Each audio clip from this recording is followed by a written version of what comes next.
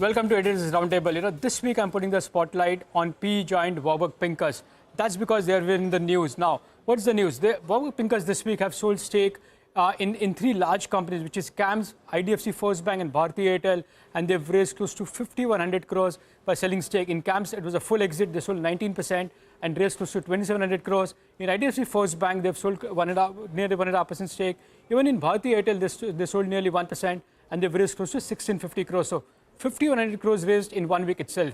Now, what could be the next in the line? So I'm just looked at the key India portfolio of Warburg Pincus. They have large stakes as well. In Apollo Tyres, Warburg owns close to 10% stake. In Car Trade, they own close to 17.5%. Fusion Microfinance, where they are the co-promoters, they own close to 62.5% stake. Home First is another company where they own close to 26.5%. Kalyan Jewellers, they've sold some stake, but they still own close to 17.5%. And in MedPlus, they own close to 11.5% stake. So these are the listed entities where Warburg owns a large stake. I've also looked at some unlisted Indian companies where they own a large stake, which includes the names like Biba, Boat, Ola, as well as SBI General Insurance. So these are the unlisted holdings of Warburg Pincus. Now, the key reason is why they've looked to sell some stake in the Indian companies. One of the explanations could be the change of guard at the top. Vishal Mahadeva, who's been with Warburg for the last 17 years, he's been promoted now as the Asia Pacific head, and he leaves that India position and goes to Asia Pac. And his replacement is Narendra Ostwal. He is now the India head for Warburg Pincus. He's been with Warburg since 2007. So there has been a change of guard. That could be the one reason. But also remember, it's December end, so they have to look for bonuses as well. So maybe that also explains that Warburg has sold some stake in the Indian listed entities. Very interesting, Nimesh. Thanks very much for that, Ramesh. From here on, you bullish on financials. That is one.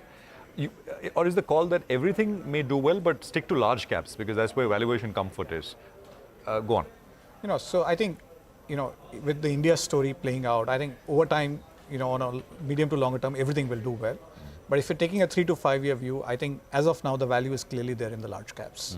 And within that, on a sector, it's financials where you find the most attractive opportunities. Financials, though, even smaller ones have not done.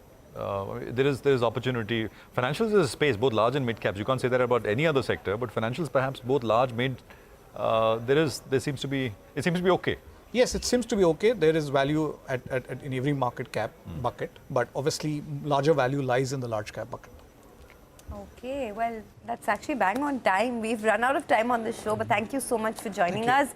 Have a great weekend, and if we don't meet you again, have a great, Happy New Year to you. Happy New Year to all the viewers. He's going to be back before December. One more. He'll be back, but maybe I won't be. You should wish. All right, but greetings of the season to you, and thank you for joining us on the show. Thank you. Okay, with that, it's curtains down on another edition of Editors Roundtable. Have a great weekend.